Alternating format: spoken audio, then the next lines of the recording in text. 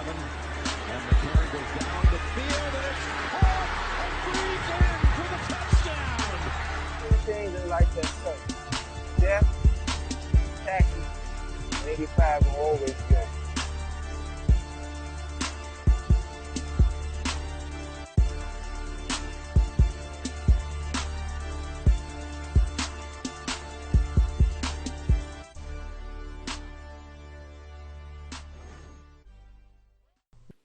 Welcome to New Stripe City, a podcast for die-hard Bengals fans. I'm your host, Ace Boogie, and today's episode is entitled The State of the Bengals. On today's episode, I'm going to talk about a multitude of things. Of course, we're going to recap our recent win against the Philadelphia Eagles, which was a very exciting game. I kind of had a mix of emotions on that one. And then we'll check on the state of the Bengals' chances within the playoffs. We'll look at the AFC North divisional race as we wind down with these last three games, and then we'll take a look at some of the ups and downs as far as units, players during the season, and that I'll touch on, and then we'll actually start to get into some of the Bengals' draft chances. We'll look at what their prospects and positions and needs could be with this upcoming end of the season. So there's two different ways that the Bengals could go, so I decided to touch on both. I also wanted to take an in-depth look at some of the statistical and financial aspects of the team. So with that being said, I'm going to start this off with a who dey, because we all watched that Philly game this past Sunday. It was definitely good to see this team play. And just some of the positives that came away from that game.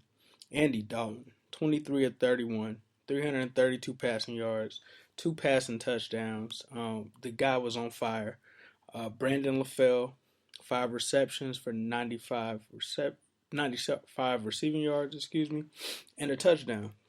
And then, of course, we had the rookie Tyler Boyd, who came through with 4 receptions of his own. A lot of them were on third downs. I believe they said that he's leading all rookies in third down catches. And he came through with 66 yards. And then, of course, we got our first look at Cody Core, who had 2 receptions for 58 yards, one in which he almost scored.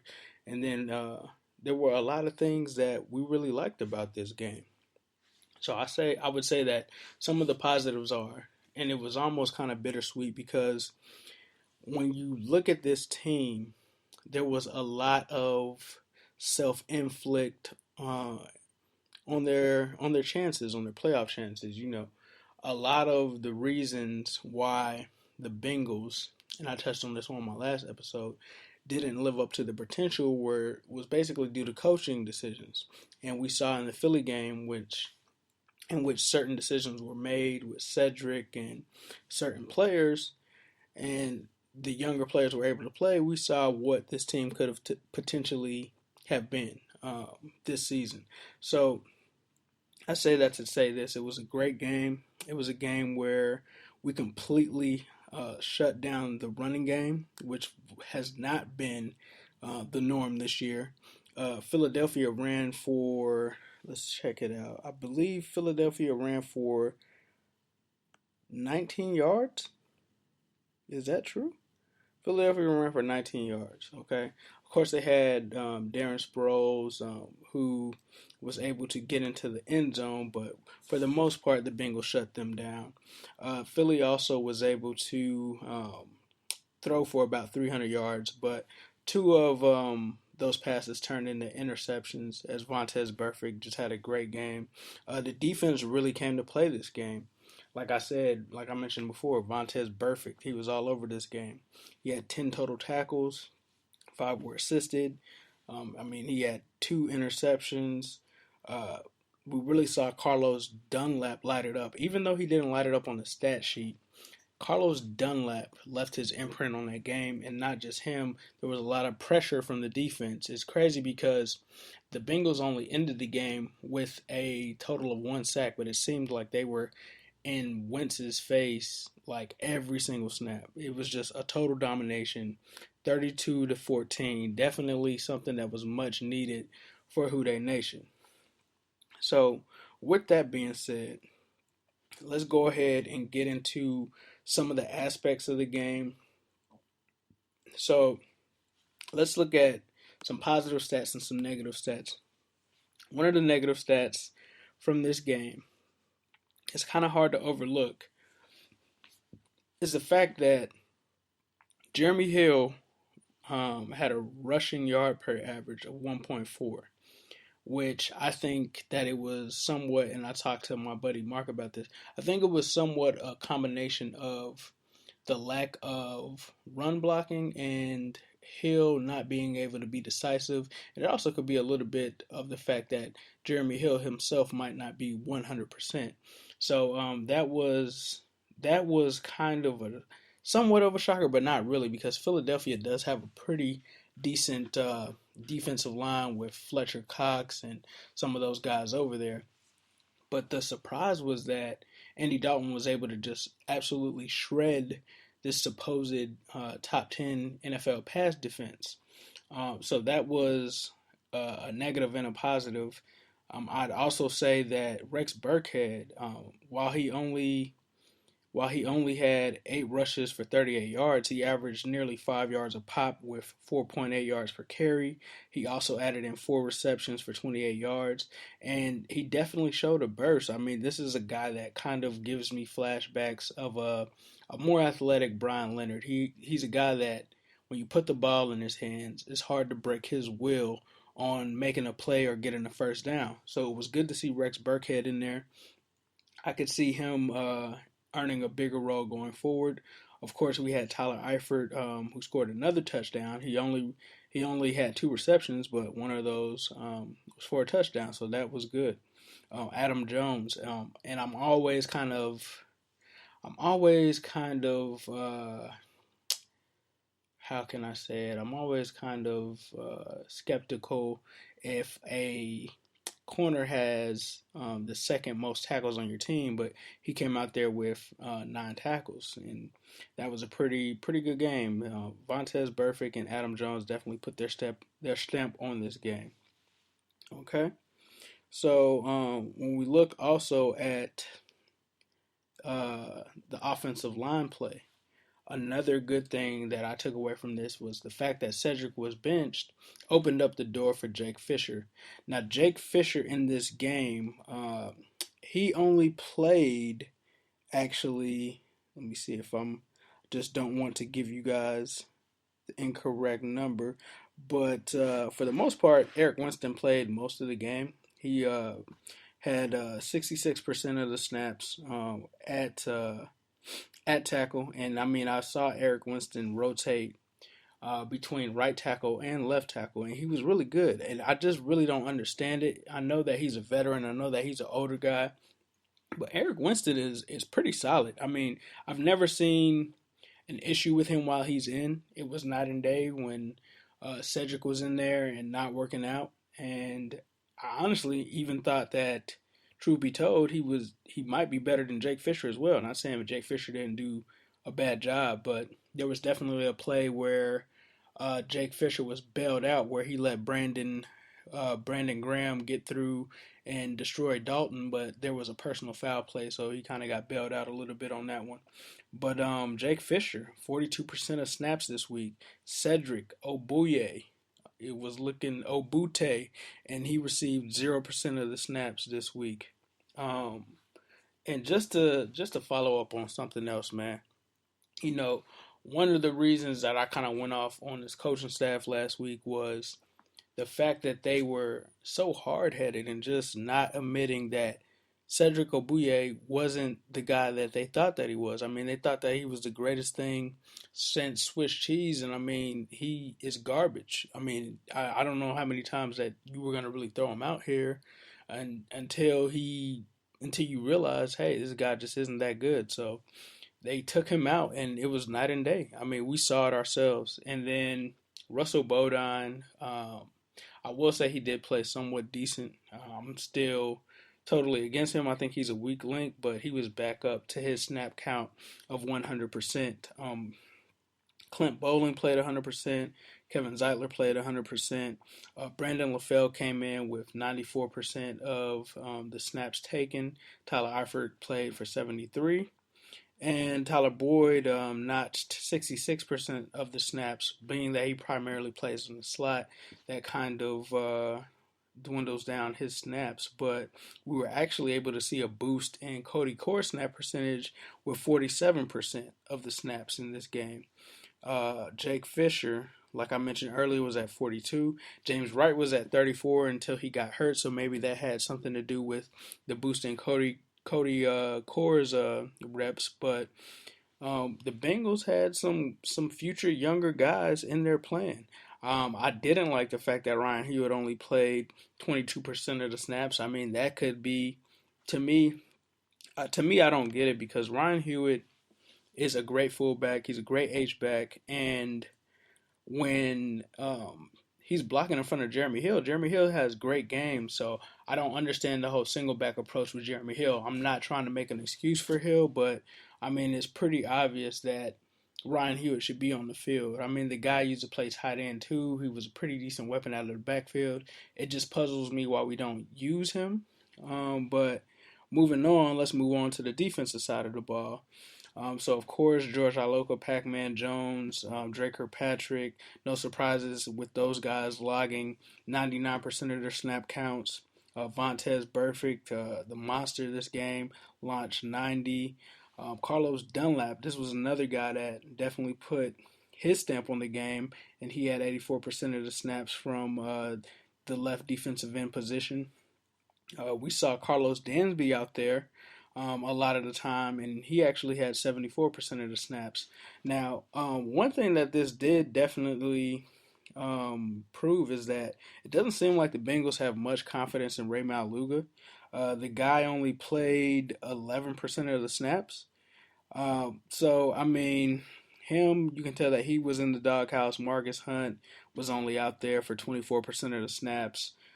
Pat Sims, which makes sense because he's more so of a run stopper, so it's not shocking to see him. But it was good to see Deshaun Williams.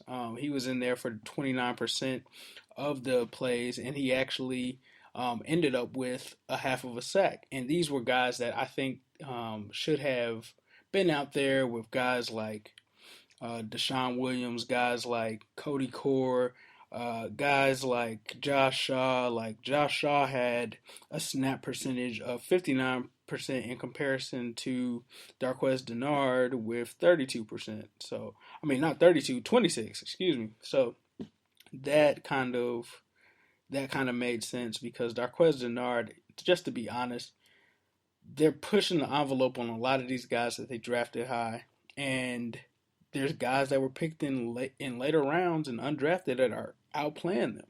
I mean, Deshaun Williams, how does this guy not play? How does it take you until, nearly week 14 for this guy to play? It makes no sense. And, that's not a shot at Pecco or any of those other guys, but we saw what Deshaun Williams did last year. And to me, it was the ultimate disrespect to the guy because this guy turned down the New Orleans Saints a guaranteed contract to stay on our practice squad because he believed that he would have an opportunity here, and it really moved me the wrong way. And I mean, it probably was a smart move from a roster standpoint to cut him, but to me, that was just the ultimate disrespect. A guy passes on taking a guaranteed contract to keep his $300,000 a year, and you cut the guy. It just doesn't resonate with me. It doesn't resonate well with me.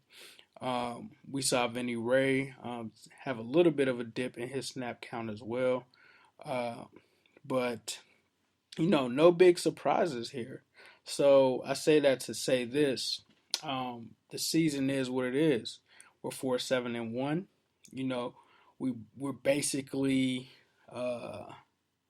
in between the possibility of being eliminated, but we're still alive. And I'll use that just to segue into our playoff hopes.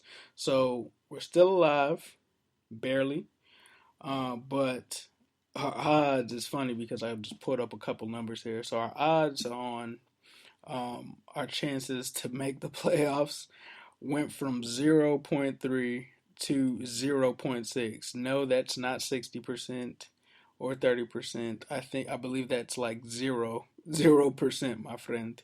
Yes, that's not good. Um, of course, like I said, we're 4-7-1. Um, I mean, basically, the top two teams in the division would have to lose 3 games in a row, and of course, we'd have to win out for us to have a chance. But I mean, you chalk this up as a game that, or a stretch that you may want to do yourself a favor and ensure that you seal up that top 10 draft pick, okay? And I'm not saying that I'm giving up on the team or anything. I honestly think that that is the best position and the best approach for them to take. I'm not saying go out there and throw games. I'm not saying that I want to lose to Pittsburgh. I'm not saying that I want to lose to Baltimore. Okay, I'm not saying that I want to lose to the Browns, but let's go ahead and drop that game against the Texans if you know what I mean. Who cares? Uh, so we're still alive, like I said, barely. But we're alive. You know, we're the last team that has a chance. I think right now, if you look at us, we're at the 13 seed. Obviously, you have to make it to within the top 6.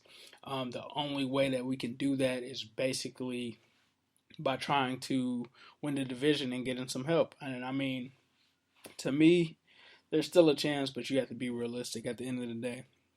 And that's what I try to do. I try to be a real Bengals fan, and I try to make sure that I give you guys a realistic insight. Okay, so with that being said, let's go into the season recap. Okay, so looking at the season, I looked at a couple of different sections. So I'm going to start it off with some of the top scores that you might not know that there were this season. We're going to talk about some of the aspects of the defense. We're going to talk about some of the aspects of the offense. And we're going to talk about some of these numbers and stats that don't really get put out there for the most part. So if you had to guess who the Bengals' top scorer was, you know, minus Mike Nugent, our kicker, who would you think it would be? Okay.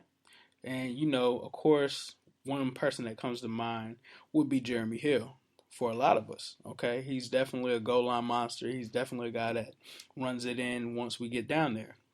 Well, Jeremy Hill has 17 touchdowns, but I bet you can't even guess who the second person is. And we're not counting Andy Dalton, so this isn't. We are counting Andy Dalton, but it doesn't count passing touchdowns. This is only off of receiving touchdowns or rushing touchdowns. And the second person, which is the third highest scorer on the team with 5 touchdowns, is Brandon LaFell. Okay, now Brandon LaFell. And a lot of people, I've heard a lot of people clamoring for wide receiver. And now, mind you, before I did a lot of this research, I was feeling the same way. But some of these numbers kind of changed my way of thinking. So Brandon LaFell is our third highest scorer on the team with 5 touchdowns. A.J. Green comes in with his 4. Tyler Eifert comes in with his 3. And what's even funny is, after him, Andy Dalton is the next on the list with 3 rushing touchdowns. And Tyler Boyd has his 1 rushing touchdown.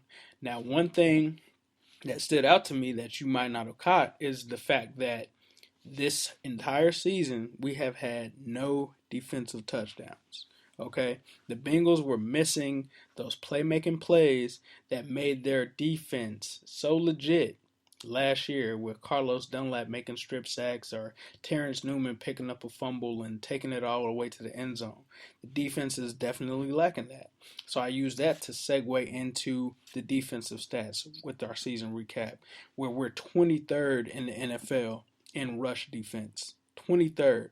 We're giving up nearly 115 rushing yards per game. Okay? That is the 10th most in the league.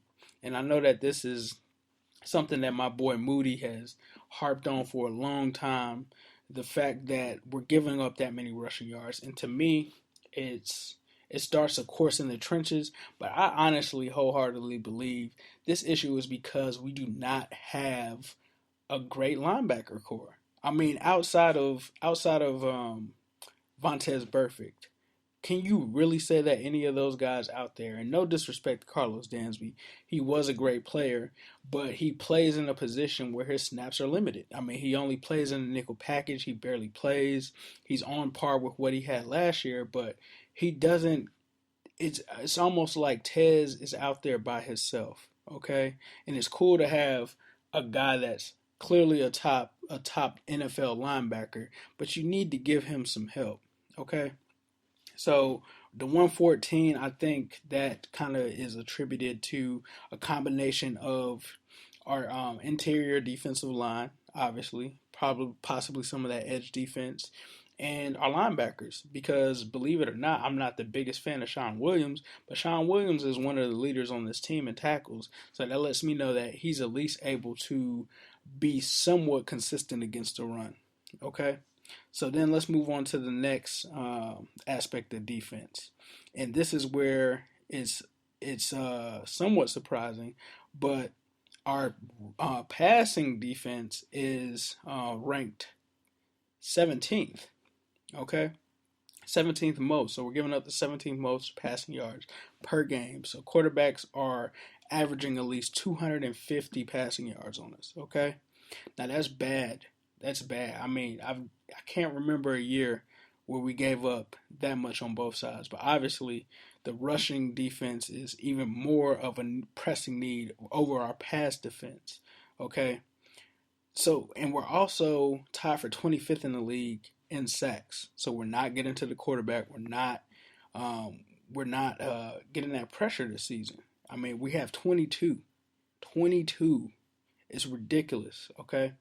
And then we're also number 9 in the league in giving up 21.6 points per game. I can't remember the last time where the Bengals let guys just basically put up points at whatever they wanted to do, at whatever pace they really want. So that is something that were definitely numbers that stuck out to me. I think that these numbers really do tell the story. You know, sometimes you can look at certain numbers, and I agree that they don't tell the full story, but those numbers told the full story to me. Okay? So I say that to say this. The defense wasn't our only issue this season. Okay? Now, offense is a mixed bag. I really liked a lot of the plays that Zampese called the last game. I really liked how our offense looked the last game, but that was the last game. Let's talk about the season.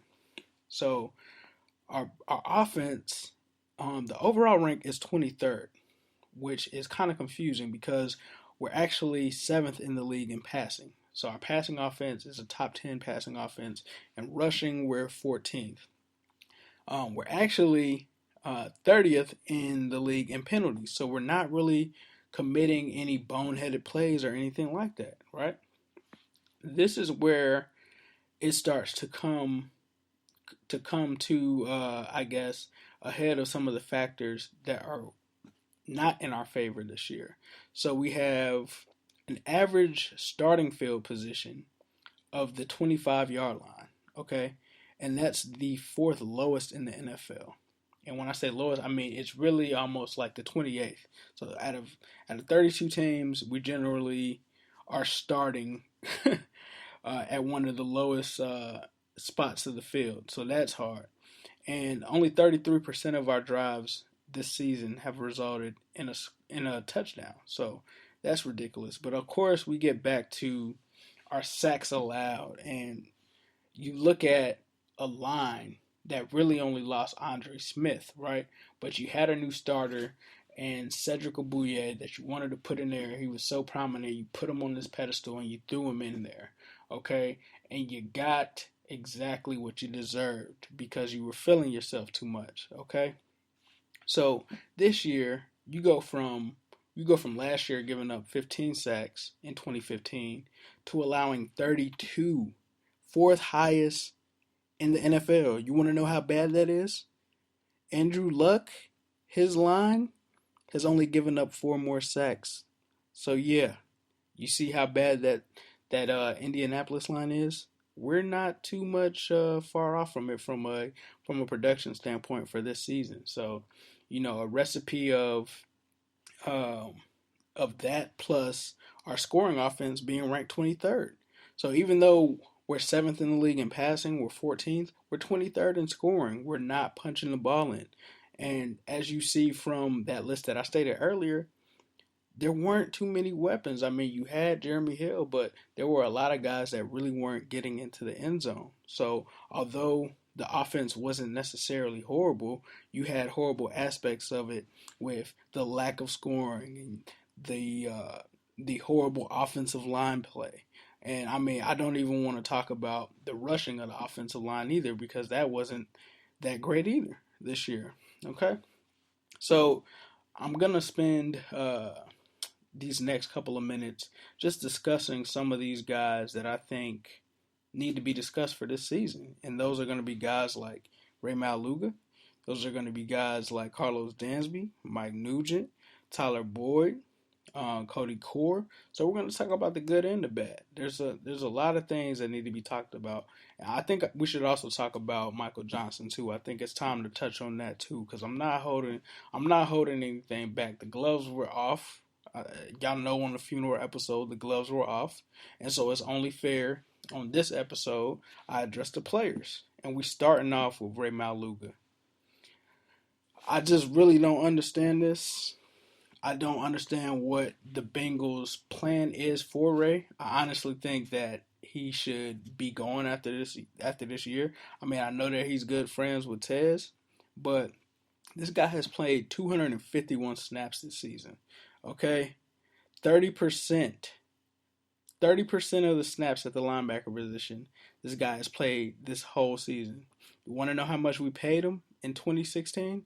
$5 million. $5 million for a guy that's going to play 30 snaps and is basically going to be a guy that can't even get in on passing downs and isn't contributing, obviously, either much for your rushing defense. So this is just ridiculous, man. Ray Maluga, I mean, it's crazy because I liked Ray Maluga. I have a Ray Maluga jersey. It was actually given to me by my brother. I want to say his rookie year or sophomore year or something like that. But the guy is just not. He's just not a good linebacker. It's just really time to admit that he's not a good linebacker. He's not athletic. He's not mature. His IQ on the field isn't great. His work ethic isn't there. He's never been that guy that we thought that he was going to be. And I mean, I'm cool with that.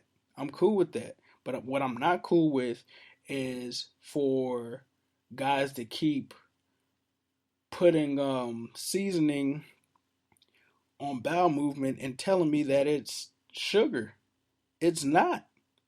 It's not. So, Ray Maluga, man, I really am ready for him to go. You paying a guy $5 million to not play, it's time to move on. So that brings me to Carlos Dansby. Now, Carlos Dansby, I was initially very excited for this guy to get onto the team. And, one thing that I would imagine is when you're talking about a linebacker core that consists of Vontaze Burfict, Ray Maluga, Nick Vigil, Vincent Ray, you would think a guy like Carlos Dansby would have started more than 4 games, right? No, he's only started 4 games this season. Okay, now he's averaging about 3.7 tackles per game. He was averaging 3.8 last year with Cleveland. It's no surprise that his best game this season came against Cleveland, but he just hasn't delivered, I would probably say, the impact that I would think. But honestly, I think that he's the second best linebacker on this team after Ray Maluga. But I feel like, I'm not saying that it's a bad thing, but his best days are behind him. And I say that to say this, I don't know if it's really necessarily that or it's the fact that he's kind of playing in a different position because when the guy was putting up 100 tackles each year, it was when he was an inside linebacker. He's kind of playing at an outside linebacker position for us. So I don't necessarily think that he was bad, but it wasn't matching the production that we signed in free agency with the great Thomas Howard, and rest in peace Thomas Howard. And that was one of the Bengals' best free agent signings I think that they ever did. I really never appreciated how they let that guy get away. But Thomas Howard is, I think, um, you basically see where he's basically the scale on how you measure a veteran defensive linebacker free agent that's brought in, and he definitely doesn't measure up to the impact that that guy had. Okay, and of course we're gonna end it with Mike Nugent. I mean, what is there not to know about Mike Nugent? I mean, the only reason that I can see them keeping this guy is because they know that he's going to be a free agent at the end of this year anyway. But here's some stats about Mike Nugent. Okay, no shocker, he's missed 5 field goals this season, and 5 extra points. That's the most in the NFL. Okay, just to give you a comparison to that, Robert Aguayo, the guy that was struggling for Tampa Bay, he's missed 7 field goals and 2 extra points. Okay, so even he's missed a total of one less than Mike Nugent has. Okay, and so then I wanted to see what the Bengals' rankings are in the league when it comes to field goal percentage, okay, and extra point percentage, okay. So in field goal percentage, we're 23rd, so it doesn't seem bad, right? 23rd, it's like, okay, well, it seems like he's worse than that, right?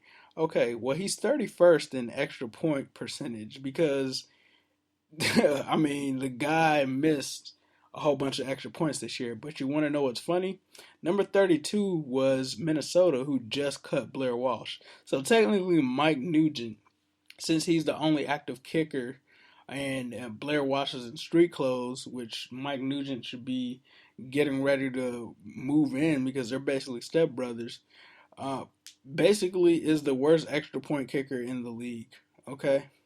So, I mean, you guys know how I feel about Mike Nugent, but I wanted to bring in some stats to back it up. Next, we'll start to get into some positive factors this season, and that's not to say that Carlos Dansby wasn't one. I think Carlos Dansby was. We'll give him a lukewarm label. But we'll talk about Tyler Boyd. Now, I was very big on Tyler Boyd coming in during the draft season. I always like to comb through the draft, look at prospects, look at certain strengths and weaknesses, and I felt that Tyler Boyd was the best fit for us, and that's no lie. Like, before anybody was really on Tyler Boyd, I was on Tyler Boyd to the Bengals first. Like, I wanted him over a lot of guys.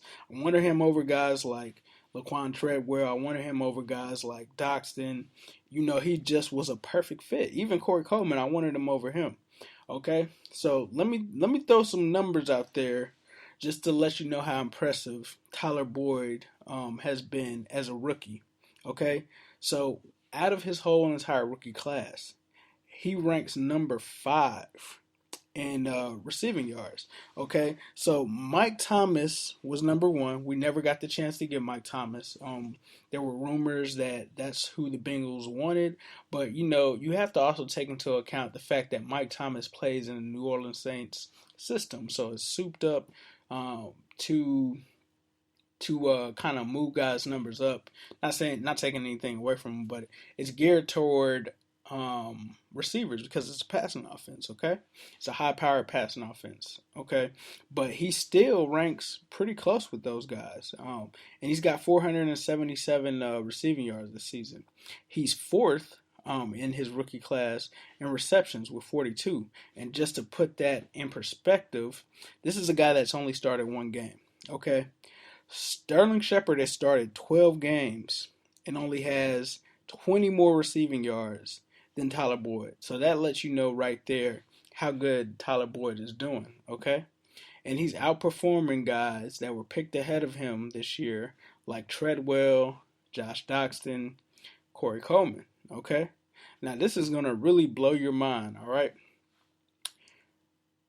What if I told you that Cody Core is outperforming Laquan Treadwell this season? And Josh Doxton, and Leonte Carew. Now, before you say that those guys were hurt, to be honest with you, some of those guys have played more games than Cody Core. Do not forget that Cody Core was like just activated to the 53 a couple weeks ago. And off of those two catches for 60 something yards, he's already gotten better stats than some of those guys who have played more than him in games. So the Bengals need to really pat themselves on the back for what they did at the wide receiver position in this past draft. A lot of people aren't giving them the credit that they deserve, but they actually did a very good job with where they hit on guys at the draft. So Tyler Boyd and Cody Core are two guys that we definitely can look to see more from in the future. Who would have ever thought that Cody Core would have better stats than Laquan Treadwell? I don't even think that you could have projected that. I wouldn't even have thought that. Now I did think that Boyd would be better than Treadwell, but not Core. I didn't really see that coming. And I mean, that's not to say that Laquan Treadwell is nowhere near done, because this is just a rookie season. He's clearly going through some growing pains over there. But when you can't even start over Adam Thielen and you were a number one pick, I don't understand. I mean, not a number one, but excuse me, first round pick. I don't know what to say. Let's move on then. So this kind of brings me, since it technically kind of looks like we're not going to really make the playoffs, this is kind of getting me ready for the NFL draft. Okay, so let's talk about some of the possibilities. I touched on earlier some of our playoff hopes. We know that that's 0.3%. So let's talk about these picks, man. So a lot of people want us to end up with the top 10 pick, okay? And we're projected by a couple of places to end up with the top 10 pick. So right now, Sports Exchange has our projected draft pick to be number 6. Myself, I feel like that's a little too high, but I wouldn't mind it if that happened. Hey, I'm all for it. Okay, now ESPN has this FPI odds that they use, and they're saying that we have a 2.5% chance of landing a top 5 pick. So so that's really not likely. Okay, but we have a 55.2% chance of landing a top 10 pick. Okay, so I would like, of course, obviously, I would like to land a top 10 pick. We could land right outside of the top 10, but to me, I think that we need to do what we can to solidify a top 10 pick. I'm not saying to throw games, but I'm not going to really be upset if we lose them, unless it's, of course, the Squealers or the Ravens. So I definitely don't want to get swept by the Ravens. So no, that's not going down. Or the Squealers, and we definitely can't lose to the 0-16 Browns. So maybe we can, like I said, just have a mishap in that Texans game. That's all I'm saying. That's all I'm saying. And I need some of those other teams, near that top 10 to start messing up and winning. But let's talk about some of the biggest weaknesses based on some of that information that I gave you guys earlier, okay? So to me, and this isn't in any particular order, but these are some of my personal feelings on our biggest weaknesses. Linebacker. I'm going to say that again. Linebacker. We're missing a run stopper outside of Tez. This isn't going anything against Tez. Like I said, this guy needs some help, man. This guy needs some help out there. If in Baltimore they can have Elvis Dumerville, and they can have C.J. Mosley, and they can have another guy. I mean, that's why they're number one against the run. They have help. They have safeties. Eric Weddle. I mean, linebacker cannot continue to go how it is. We need a run stopper. We need a guy that's going to be able to rush the quarterback, that can get some sacks. We need a guy that can cover the tight end, because we let freaking Jesse Jones have a field day on it. I mean, we need a playmaker at that position, okay? And it's no surprise that we have a need at offensive line, okay? So, and I mean, to say this and that, these are some of the weaknesses that I see that we could potentially draft, but they could also be dealt with through free agency. So I'll also throw out some of the positional spending numbers before I get too far ahead of myself.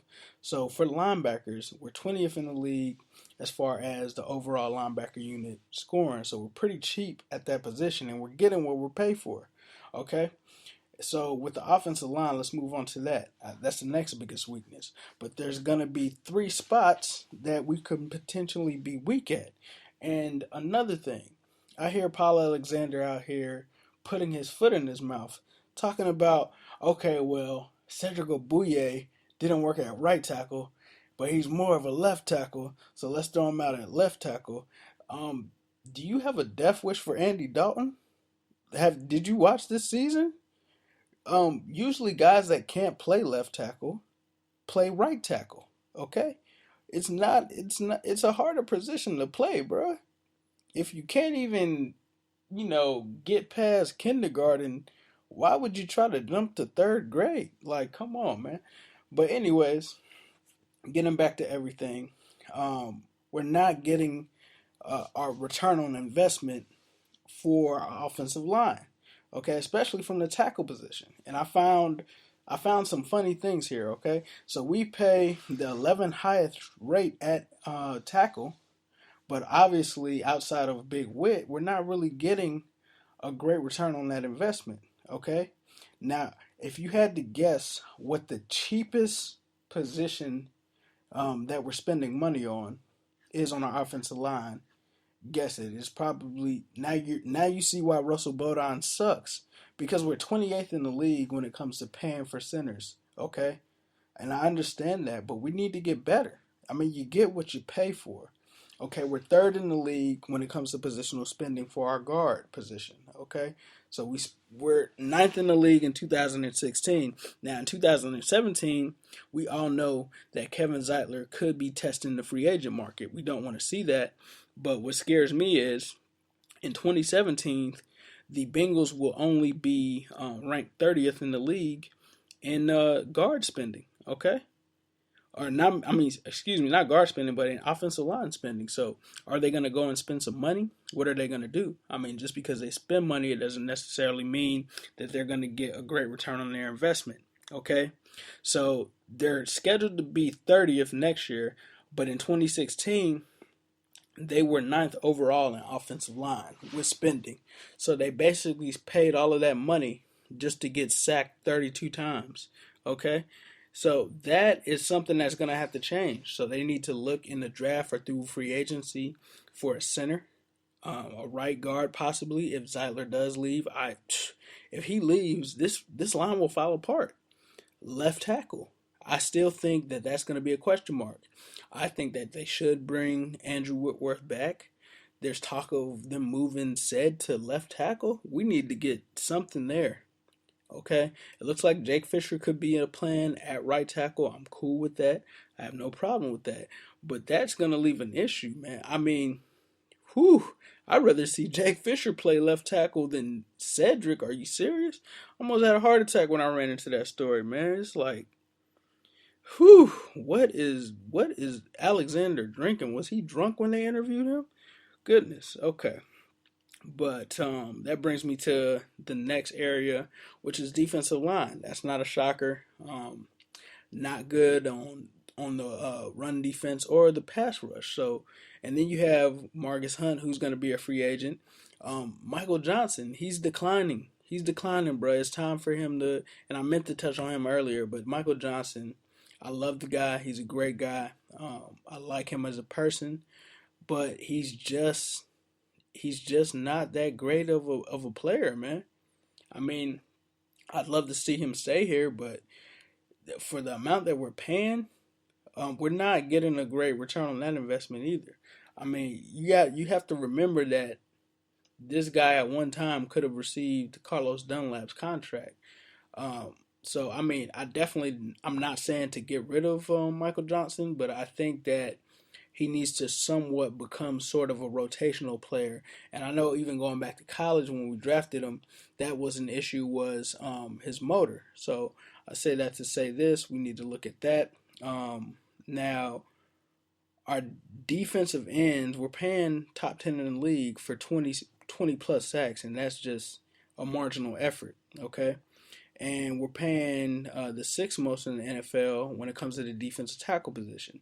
Now, we did take a lot of hits there with Hardison, Billings, and Williams. Those are guys that I think could produce, but I mean, this needs to be addressed, man. Whether it's free agency or whether it's the draft. I mean, especially with Pecco being gone, I love Big Billings, but this is a guy coming off of a knee surgery, man. So you have to make sure that these places and these positions are shored up. That brings me to kicker. Of course, with Mike Nugent being a free agent, there's no way that you should bring this guy back, okay? If you guys bring him back, I am... oh, my goodness. Ugh. So hopefully we draft a kicker next year. And wide receiver. A lot of people are talking about wide receiver, and I'm starting to calm my expectations on taking a wide receiver with that first pick after further reviewing this season and guys like Cody Cord, Tyler Boyd, Brandon LaFell. They're paying off dividends, man. We can definitely add to that. I'm not saying that we shouldn't put another weapon, but it definitely has to be a scoring weapon, I believe, that needs to be added to this offense. So we'll see how that goes, man. But in those terms, I don't think that we really have a need at safety. I mean, I'm not totally sold on Sean Williams, but I'm fine with where the Bengals sit economically and youth-wise there. It's not to the point where it's something that they have to address. I feel good about them at corner. Darquez Denard, to me, is kind of a bust. But we've got Josh Shaw and we've got William Jackson III coming. So it's a weird time for a Bengals fan, but in a weird way, we have a lot to look forward to. So with that being said, it's Who Day all day, every day, and especially on Sunday. I'm out, y'all. See you guys this weekend.